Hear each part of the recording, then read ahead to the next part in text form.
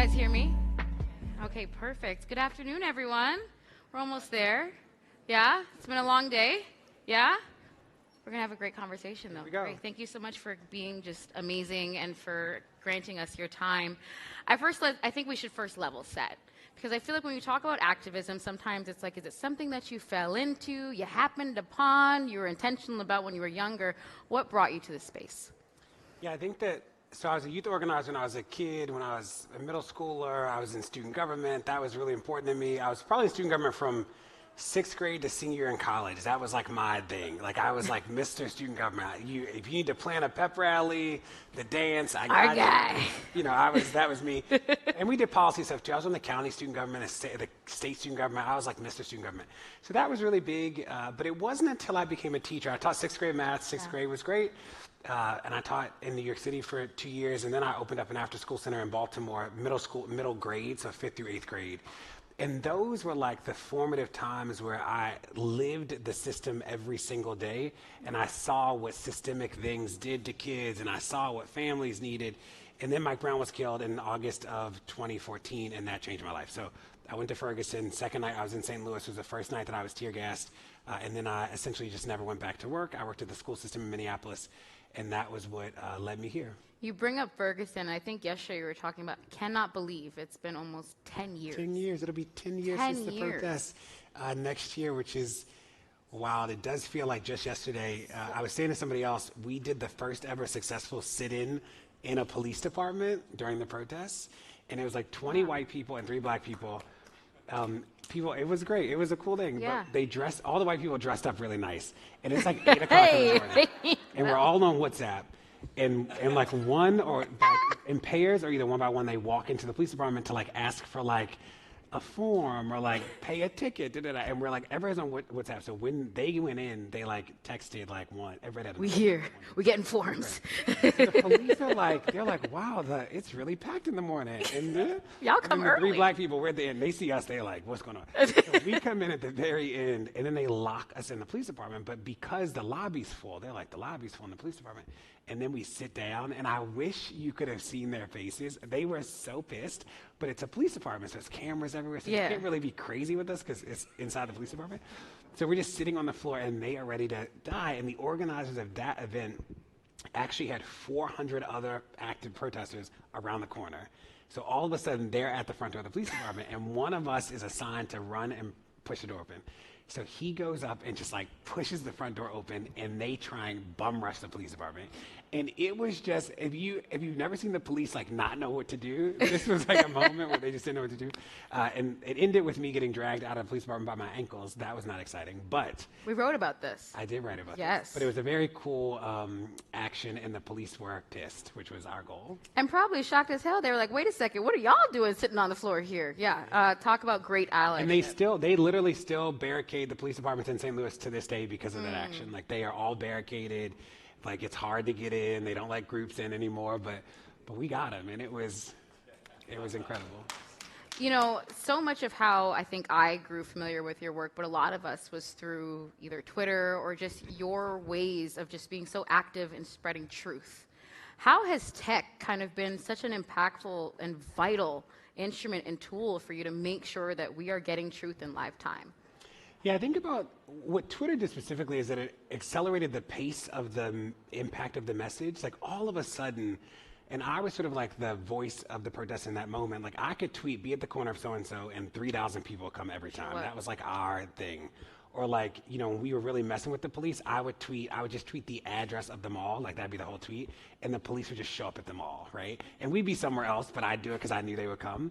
And it was like, Twitter just allowed us to do things that the people before us just never had a chance to do, and it allowed us to connect with each other. In so many ways, I knew people's Twitter handles way before I knew their names, anything about them, but like I knew you in the street too. I'm like, what's going on over there? And you know, think about, for those of you who have not ever been tear gassed, but the protests are everywhere now, so maybe you have been tear gassed, is that tear gas has no color. So when they shoot it initially, it looks like smoke, but the smoke dissipates pretty quickly. But when they shoot enough of it, it just hangs in the air. So like on Twitter, they'd be like, don't walk at the corner of so-and-so because it's still tear gas. You know, it's like Twitter helped us so much It in was terms like of strategizing. you could call it maybe like a whisper network, but it was public as hell. Yes. Because still see what was being tweeted, what was going on. So when you have that as a tool, what can you identify was the barrier for us to kind of get organized before Twitter was available for us? I think that, you know, we didn't have as many physical spaces in St. Louis in the beginning. There just weren't a lot of, like, the churches opened themselves up to us. Right. And without them, there just weren't a lot of places to physically meet. You know, nobody's house was big enough to hold 100 people. It wasn't always safe because the police would follow you, stuff like that. But Twitter, we could like all meet really quickly. You know, it's like, and, you know, make a group or something, tell people to do this or follow this thread. And by the time the police figured it out, it's like we'd already done the thing. Right. And that was actually really interesting. And the way as organizers we would think about hashtags, we would call them paper clips. So like if we're trying to paperclip an issue or a topic or a moment, like we would hashtag it to do that, and it worked every time. You know, obviously working in media, we try to act like we're always the first eye to everything that's going on when it comes to reporting the news. But truly, when you're on the ground and you're doing the work, you're the one that's there. Why do you think it's so hard for the messaging to get out, and especially to marginalize folks when it comes to what's actually taking place versus what we might report on? Yeah, I think the answer to that today is a little different than it was in 2014. You know, if you think about 2014, there was no Twitter video, there was no live streaming on any of the platforms, there was no Facebook video, there was no stories, there was no, like those things didn't exist. So for us, video was Vine. It was like we would take a video on our phone, we would run in a corner, we find the best 6 seconds and put it on Twitter. And that was a different time. And the second thing that we didn't have to deal with then was the conversations about virality and followers like that. People weren't doing things to go viral. That wasn't a thing in 2014. Now all of a sudden, even I'm confused. I'll see something, I'm like, is that true? Did that happen? Right. Because people will post things because they want 1 million likes, or they want, and like that wasn't something we had to negotiate in 2014. That has made it even harder for us today. Right. So how are you vetting? What does that look like? If something comes on your radar, how are you ensuring that that is fact and that is truth? It's hard now. You know, I will say I'm really thoughtful about who I follow on platforms like Twitter. So I trust that, like, if you put it up, you don't want to get in trouble. You don't want to be the person that's spreading misinformation, and neither do I. But it is much harder today than it was. It was so honest in the beginning. Like, there was a kid, Martise Johnson. You probably don't remember Martise. Martise got beat up by the UVA police. There's like a famous picture of him in the back of the truck. I'll never forget. I'm at the dentist's office. His friends DM me like, my friend just got beat up at UVA. Wow. And I'm like, you know, people reach out all the time. Drop the pin. I don't have all the answers. So his friend reaches out, and I don't know why, but I give the girl my cell phone number. And she calls, and she's like, my friend just got beat up. And she's so worked up. I'm like, okay, this sounds like it happened. Right. So I'm just like a random person. I call the president's office of UVA. And I say, and I just say straight up, do you have a statement about the beating of Martise Johnson? And the woman on the phone freaks out. I'm like, well, I guess something did happen, because she was really nervous. Yeah. So like, we keep calling just because this girl called me. Like, she called me, so we pressed the president's office. So they're like, they don't know me from Adam and Eve. And I'm like, I need a statement about the beating of Martise Johnson. And they are freaking out. They're like, communications is going to call you. And I'm like, why are you going to call me if nothing happened? She's like, ah. And like, that was just really honest, you know? Right. And when we went to UVA when they were doing the protests, and I'll never forget, the police thought that I was going to do something there. So the president's office like releases a statement like that I'm on campus. I'm not on campus. I'm just tweeting. I'm in New York City. I'm minding my business. But it was like, I'm like, I'm not there. But it was like one of those things where like, it was so honest that when people call and stuff, we would call back and be like, let me know what I can do. And today it's just like a little different. Mm-hmm. What are your pillars and the foundations that you set when it comes to responsible spread of news, information, and awareness? Yeah, you know, I think with that, Martise was a good example of like, there's some things that we'll try and fight quietly offline and try to figure out if something's up. So when the president's office freaked out when I asked about it, I was like, okay, if nothing happened, you would just say, I don't know what you're talking about, and hang up on me. But she was freaked out. So like, some of that happens. Yeah. Sometimes we'll call our friends in other places, like call a lawyer. I might connect you with somebody if I can't do it, instead of tweeting about it. And now people, you know, some people think that they just want everything to go viral. And it's like, you actually don't want me to tweet that story. Right. And my power on Twitter now is no longer what I say, it's more of what I amplify. So people are like, can you tweet my link? If I tweet the link, it doesn't matter. If I amplify the link that you tweet, it actually matters a lot more. Like I'm much better at putting things in the mainstream than like being the person to say the thing today. Do you feel a heavy responsibility to make sure the conversations that we're having are very intersectional when it comes to the ways in which we show up as activists? Yeah, I do feel responsibility, and I said this at the Q&A, but like around how we message and the power of giving people language to talk about the world that they're in. So in a lot of places, when I talk about the police head on, people feel really intensely about it. Either people love the police, or it's their cousin, or either police save somebody in your family, something like that, and I get it. And people are like, you hate the police. I'm like, I just hate people killing people, right? But when I think about the way I talk about the police now, it's easier for me to say, do you need a person with a gun to tell a 10-year-old to stop screaming? Do you need a person with a gun to tell a kindergartner to sit down? You don't. That's an easier way for me to talk about the school to prison pipeline or talk about police in schools than straight up talk about police in schools. It's easier for me to say, do you need a person with a gun to tell you that your taillight's out? That's an easier way for me to talk about traffic enforcement than talk about it another way. Because really a person with a gun is what we're doing, right? Yeah. Is it frustrating though that sometimes people have to be handheld gently to like real conversation, or is it part of strategy? No, I think it's a part of the strategy. It's like, what we would say is that the crazy is what we are in, not what we want. That what we want is actually really basic, right? We think that everybody should have breakfast, lunch, and dinner. That's not crazy. That feels real basic to me, right? We think that people should have healthcare. That feels real simple, right? The crazy is the idea that people have to fight for water. That is crazy to us. So we try to say it as plainly as that. I was at a talk for something else a couple months ago, and this woman came up to me and she said, DeRay, I love the work that y'all do, blah, blah, but my brother is a police officer, and so is my father, and I sort of struggle with the idea that all the police are bad.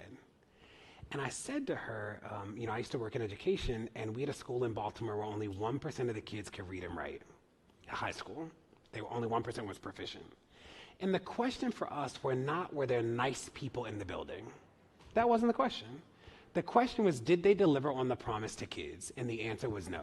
Right. It was not about whether they were nice, whether they were kind, whether they came to work happy. That was not the way we judged their work. It was, did they deliver on the promise for kids? And they did not. And that's how we think about the police. Did you deliver on the promise to community? No, when you're killing people. That is just a no. It's not about whether you were nice on Monday. Yeah. The other side of freedom, I think you beautifully kind of illustrate, and I'd love you to do it here now, is the difference between hope and faith.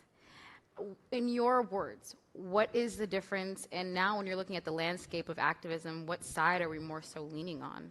Yeah, in the book, I was trying to remind people that hope is not magic, hope is work, right? This idea that, like, hope is a belief that our tomorrows can be better than our todays. That is, like, what we wake up believing that, like, it can get better than this. It doesn't have to be this way. And faith is really important, too. Faith is sort of like a certainty. It's like, I know it'll get better. And some days, I don't know. Some days, I'm like, but every day I have hope. Every day I'm like, you know what, this is a knowable system. People made this up, and because people made it, people can make it better. And they're like, we are smart enough to do this work. And the cool thing is that there are more of us who believe in justice than those of us who don't. The hard part is that we're not always organized. So how do we get people together? People often say to me and the activists, like, why are you preaching to the choir? They're like, we already know. Why? And I tell people, like, the choir is the biggest honor of my life, right? That the best choir director is like the best organizer, like the best teacher. The best teacher walks into a classroom and knows that kids already had skills before I got there. The best organizer walked into the community and knows that people already had gifts and magic long before the organizer got in the room. What the organizer can do is help you see it and use it and believe it. And the best choir director knows that you already had a voice long before the choir. What the choir director does is help you figure out how to use that voice with other people. Like, that is what organizing is. And when I think about preaching to the choir, like, that is the highest calling we can do, because we never take for granted that we all believe in the same thing about the world as possible. That, like, we believe in a world where the police don't kill people is basic. That is the floor, not the ceiling. I hope so. We believe in a world where people are, like, these are the basic things, and we should never be afraid to say them aloud, because the people we're fighting against talk about the world they want loudly. You know what I mean? Very loud. They are loud about the world they want, and we need to be loud and on the same page about the world that we want to. Are you seeing areas where maybe those that are getting organized need to be a little bit more innovative when you have text already available for you to use as a platform, as a tool? I do, maybe not tech, but I do think that we need to, like, get the storytelling down. That, like, you know, in our organizing work, we always say that we are always trying to convince aunts and uncles. Like my aunt has 3 kids and 2 jobs. I need to give her the best pitch in a tight, short period of time, right? She is not interested in the 1,000-word story about what I got going on. When I call, you know, with Kavanaugh I don't know if you remember Kavanaugh in the Supreme Court. When I was like, Kavanaugh, I'm like, I mean, they don't even know where the papers was when he was in the other job. She said, DeRay, they lost the papers. I said, girl, they lost the papers. They don't know where the papers are. And she's like, that is crazy. I'm like, but that's an easier entrance to my aunt than this long thing about, you know, they won't tell us where his paper. Yeah. Like, and that's what I think the organizers sometimes, the message is like a little too intense or like a little too convoluted, and like we should figure out the simplest way to say the thing that we want. But when you're simplifying the messaging, does it mean that you are taking away from the overall goal? Or do you not, and just try to slowly lead people that way? No, I think that we try and figure out, so like with the police, people say to me, DeRay, well, who's going to deal with crime? I'm like, well, who's dealing with it now? But that is a not as effective sort of flippant response, is that I can say there will always be conflict between people. We could get all the things we want and people will disagree. Yeah. And some conflict will be really intense. And the question is, who responds to the most intense conflict? We need a response for that. I'm just not convinced that you send a person with a gun to every intense conflict. Most people agree with me on that. Same thing with prisons and jails. It's like, I totally agree that there will be times when people do things that are so egregious they need to be separated from other people. Yes, I'll give you that. The question is, how do we separate them? I don't think that putting people in cages is the best way to separate people. And I think that a lot of people agree with me on that, but that's like a way to like make it really black and white and simple, as opposed to being like, you know, put people in cages. And we really do put people in cages. Like that is wild, you know, like that can't be the best way to separate you. And we think about the difference between punishment and consequence, that punishment is about pain, consequence is about change. So when I taught 6th grade math, I could lock kids in closets. That is punishment. That was not going to get them to act better. They're just going to be pissed when they get out the closet, and their parents are going to be pissed. A consequence was saying that, like, you got time out, you can't go to gym, you got to go to the principal's office. That was like setting you up to make a better decision the next time. You know, something that I struggle with in working in media, and when you have this opportunity to have your platform and they say something, do something, gotta speak on XYZ. But there's so many times where I'm like, I might not have enough information. So for all of us in the room that want to be able to be active and to speak out, when do we need to know when to call it and pass up the mic? Yeah, I think that like everybody knows enough to ask questions. Mm-hmm. And if it doesn't make sense, it doesn't make sense. You know what I mean? Like that is just true. So there's a lot of stuff where you're like sitting in the room and you want to think that they thought about this better than you. And then you ask them a question, you're like, that didn't make sense. And if it don't make sense to you, you should keep pressing until it makes sense. You know, and there are a lot of things like that where we're in rooms. So like there's a campaign that we're working on. It's about nuisance ordinances. And when people hear nuisance ordinance, they hear noise. But around the country, there are places where if the police get called 3 times to a property, it voids the lease, which is crazy. So when we first started working on this, we were like, does it actually void the lease? Because that sounds crazy. And then we read the law, and it's like, it does void the lease. And we're like, well, why would they do this? And it's like a very landlord-heavy thing. But when we tell people, they rightly are confused and ask a lot of questions. Like, you should be. That makes no sense. But it is the law in a lot of places. So because it's law, people just like try to make it make. And you're like, it don't make sense. If it don't make sense, it don't make sense. And I think that is actually where people should start. Like, you should ask enough questions until it either makes sense or it doesn't. And when it doesn't make sense, you should demand that it start making sense. Right. Like, that actually would get us much closer to solutions than you would ever imagine. So basically, don't fake expert. Ask questions. Yeah, and you should ask literally until it makes sense. You're like, that don't make sense. Like, why are we feeding kids lunch? There's not a good answer. There's not an answer to that makes sense to me. Right. Why lunch is not free? Because we need to teach kids a lesson. Bad answer. You know what I mean? Like, doesn't make sense. Lastly, for people in this room, you know, obviously this conversation was surrounded about how you use your platform.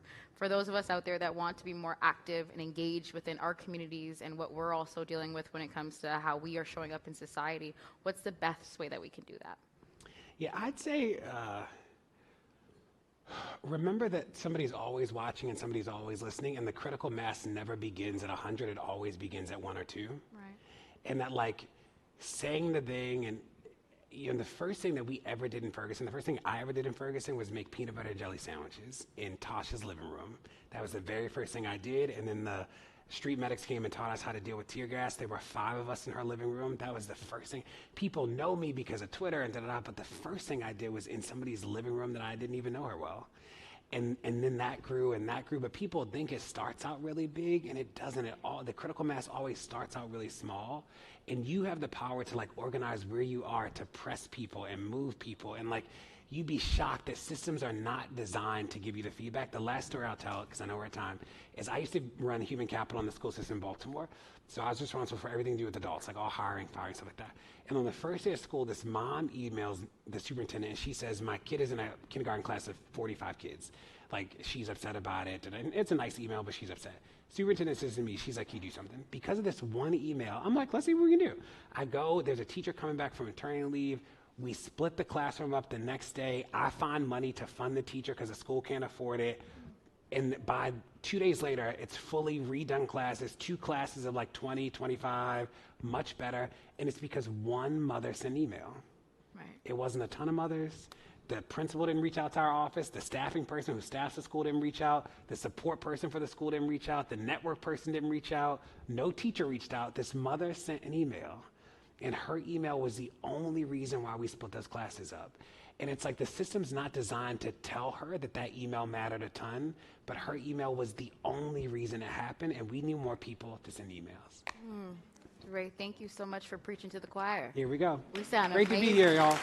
Thank you guys so much for your time.